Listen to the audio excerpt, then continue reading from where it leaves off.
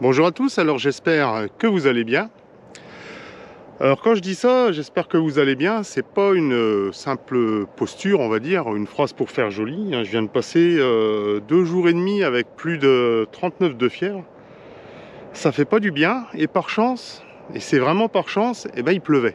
Et en plus c'était le week-end, donc on va dire que ça tombait bien. Et puis ben, c'était un petit peu ma façon à moi de chauffer ma maison de façon écologique, hein. Et du coup, j'ai eu un petit peu de temps pour regarder la télé. Et je ne sais pas si vous avez vu le nouveau slogan qu'a annoncé Agnès Pannier du, je sais plus comment, Runacher. Voilà, ministre de la Transition écologique. Alors c'est je baisse, j'éteins et je décale. Voilà. Alors sans déconner, on se croirait revenu pendant le Covid. Faut bien se laver les mains. Alors ne mettez pas de masque, hein, parce que le masque ça sert à rien du tout. Bon, d'accord, ce masque ça sert à rien du tout. Et puis surtout mettez les anciens dans les pièces d'à côté, hein, pour manger la bûche, des fois que voilà, hein, des fois que ça n'aille pas. Bon, c'est les mêmes outils de communication, on a tous compris. Même ceux qui attendent encore ou qui ont attendu 2 à 4 heures, voire plus, hein, j'ai eu le temps de voir ça à la télé, voire plus pour prendre du carburant. Mais non, mais vous vous trompez, c'est un sentiment de pénurie que vous avez. C'est un sentiment de pénurie. Moi, je pense même franchement que ça doit être un exercice grandeur nature. Voilà, ça c'est un exercice grandeur nature que fait le gouvernement. Parce que je viens d'entendre ce matin qu'on renforçait encore un petit peu la voiture électrique. Oui, pour 2035, il n'y aura plus que des voitures électriques, grosso modo, qui rouleront en France, si j'ai bien compris, ou qui seront vendues en France. Bon, déjà, j'espère qu'ils arriveront à tous les fabriquer, leurs voitures électriques. Mais en plus de ça, je pense que là, c'est un exercice grandeur nature, tout simplement parce que le temps que vous avez passé là, 2 à 4 heures dans les files d'attente, eh ben, ce sera le temps normal que vous passerez en 2035 pour pouvoir recharger vos voitures électriques. Moi, c'est un petit peu ce que je pense. On verra bien, hein. Et à ce propos, alors là, franchement, mais qu'est-ce que ça fait du bien de voir la CGT faire bouger un petit peu la France, ou peut-être l'inverse là, mais faire bouger la France en ce mois d'automne. Vous voyez, très franchement, t'as un gars le matin, il s'est levé comme ça, et puis il s'est dit camarade! Oh putain, je le fais bien, et t'as vu avec la voix en plus. Camarade! J'ai une idée. Les Français se remettent à tout juste de la Covid. Hein, y a Poutine qui risque de balancer une bombe nucléaire quelque part en Europe. C'est pas terrible, hein. Les prix s'envolent si on faisait chier les Français et qu'on se mettait à leur couper le carburant. Oh putain, si on les empêchait de travailler. Et là, le mec, il a eu une sacrée idée. Et là, je dis, messieurs, franchement, chapeau. Franchement, chapeau, parce que c'est stratégiquement, c'est super bien pensé. C'est quand même un super bon levier, quoi, le carburant. C'est vrai que c'est un super bon levier. Il n'y a rien à dire, c'est bien pensé, c'est un bon moyen de pression. C'est sûr que si vous aviez travaillé dans une usine de chez, je sais pas qui, de chez Spontex par exemple, bon ben les Français n'en auraient pas eu grand chose à brosser sans faire de jeu de mots. Non mais là, il n'y a pas à dire, hein, vous êtes inné, vous avez un don inné pour faire chier le monde. Voilà, c'est comme ça, ça fait partie de votre ADN à la CGT, vous avez un don inné pour faire chier le monde. Bon, ceci disant, voilà, ou plus sérieusement, je pense qu'il faut vraiment des syndicats en France, hein. Le droit de grève, il est incontestable. On ne peut pas revenir dessus, c'est vraiment un acquis. Ça fait partie de la Constitution, hein, de 1946, je crois. Mais je pense franchement que si vous continuez à exercer ce droit de grève de cette façon-là, hein, que ce soit la CGT ou que ce soit Sudrail ou peu importe quoi, vous allez vous mettre l'opinion publique sur le dos. Parce que là, franchement, ça plaît pas. Que vous gériez avec votre patron, comme peuvent le faire mes employés avec moi-même, c'est une chose qui me paraît normale. Mais là, je pense que vous allez franchement, avec ces moyens-là, vous mettre l'opinion publique à dos. Je pense que si au sein de votre syndicat, il y a de moins en moins de gens qui s'y inscrivent, s'il est plus majoritaire, on va dire, c'est tout simplement, et puis même dans les autres syndicats, il y a de moins en moins de syndiqués en France, et je pense que c'est dangereux déjà pour le syndicalisme, et puis c'est dangereux aussi pour la représentation syndicale des employés. C'est tout, je pense que pour le petit acquis de certains, je suppose que c'est ça. Il y en a certains qui vont gagner beaucoup à ce que vous faites ces choses-là, mais c'est pas pour l'ensemble des gens. C'est pas la meilleure, voilà, je le répète, je pense que c'est pas la meilleure des choses pour la représentation salariale au sein des entreprises.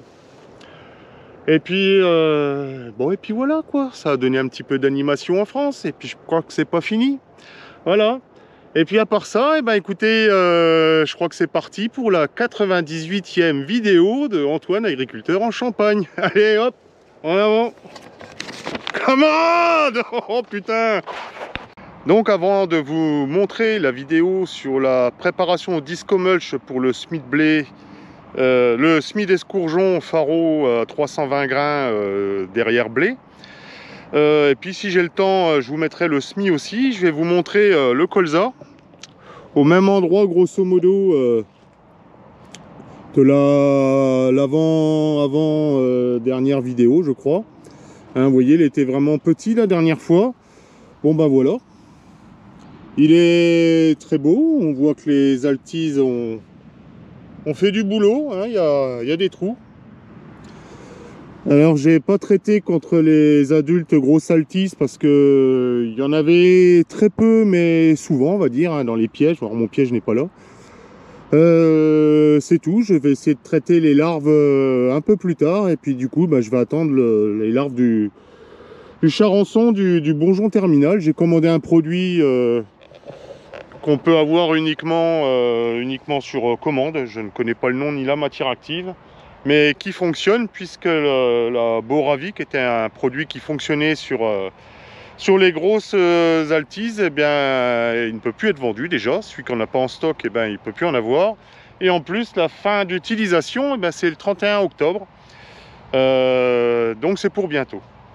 Voilà, donc je vous donnerai le nom du produit et de la matière active quand je l'aurai. Bon voilà, écoutez, c'est parti donc pour la vidéo.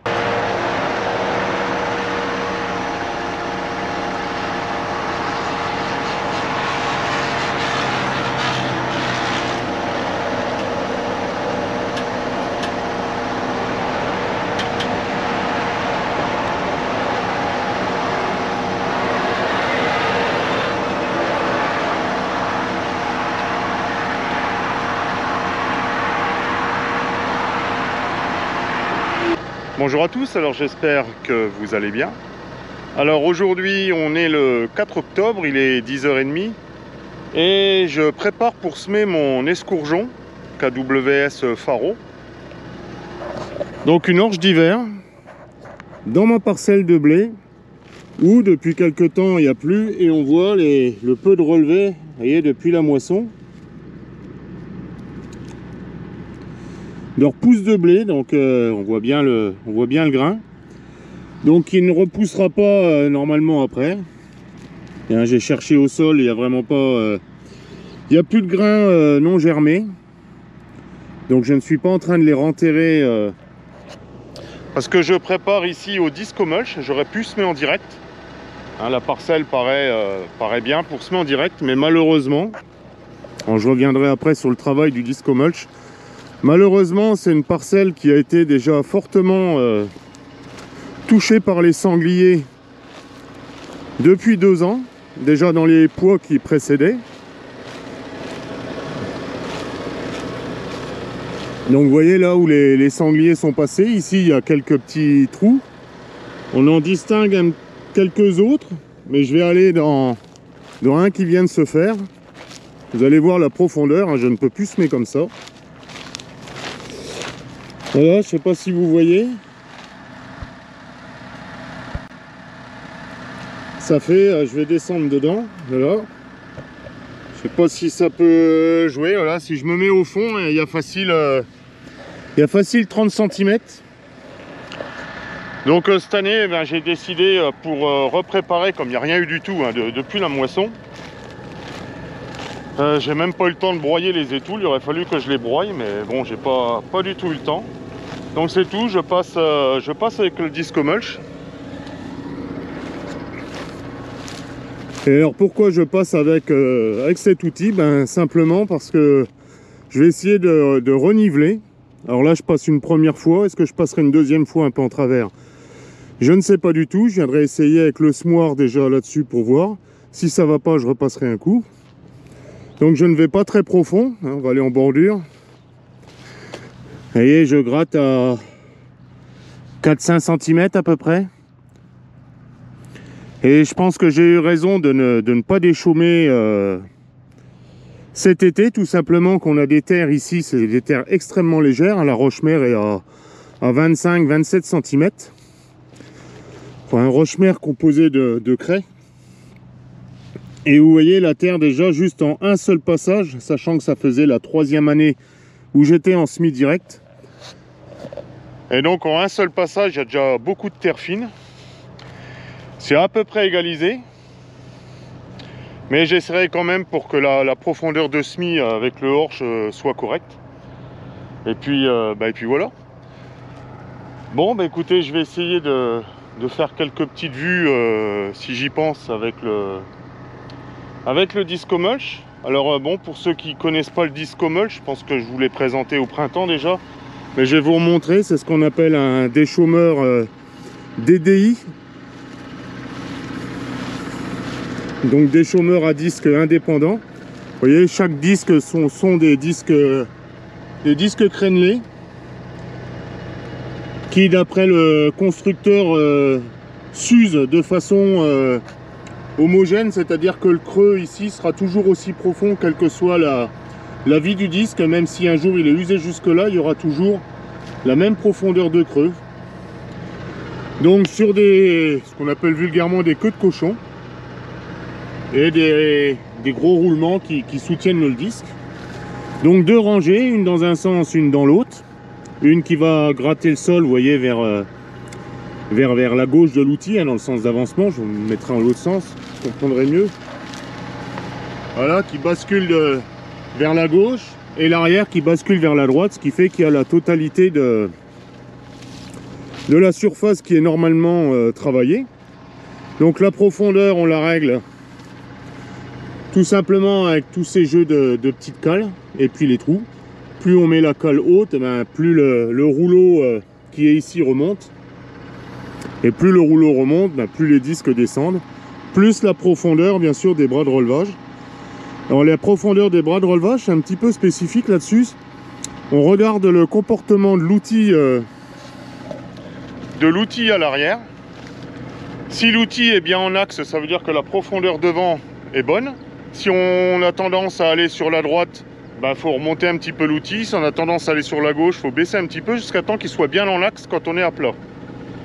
Et une fois que c'est comme ça, on descend comme c'est ce que je viens de faire là. On regarde si notre profondeur est bonne. Mais sinon, on rechange les petites cales.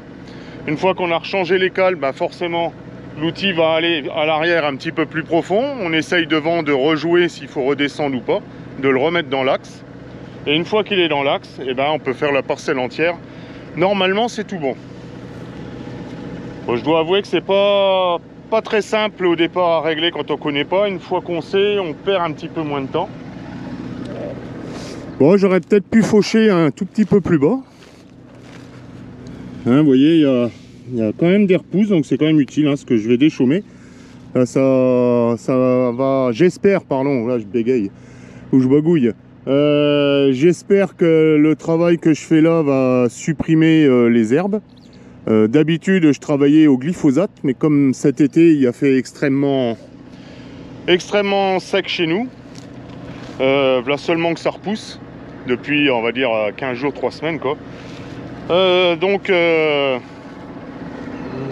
voilà, le glyphosate aurait été inutile. Et là, je fais d'une pierre deux coups. Je vais essayer de préparer le lit de semences en même temps que je fais, on va dire, un déchaumage. On peut pas déchaumer et préparer un lit de semences en même temps, mais on va dire que là c'est un peu le cas.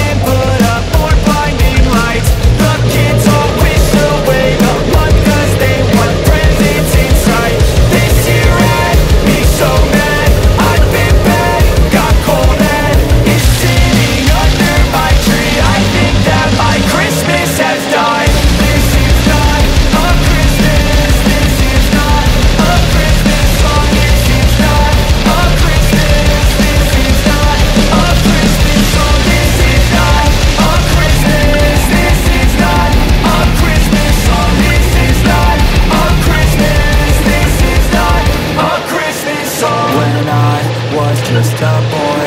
Christmas brought so much joy. Couldn't wait for the presents and laughter. I couldn't sleep late at night, looking for Santa with lights. Those are the memories I still remember. Then I became a man, lost sight of who I am.